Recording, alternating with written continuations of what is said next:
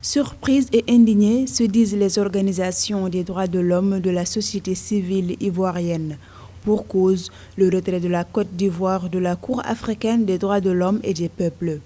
À cela, ces organisations adjoignent un appel au gouvernement de Côte d'Ivoire à reconsidérer sa position suite à son retrait de reconnaissance vis-à-vis de la compétence de la Cour africaine. La déclaration de la reconnaissance de la compétence de la Cour par la Côte d'Ivoire en 2013 est le fruit d'un long et pénible combat des organisations non gouvernementales ivoiriennes. Ce sont ainsi plusieurs années de lutte qui viennent d'être annihilées à l'issue de seulement 2 heures de réunion. Le retrait de reconnaissance de compétence de la Côte d'Ivoire à la Cour africaine empêche au peuple ivoirien de déposer des plaintes directement devant l'institution.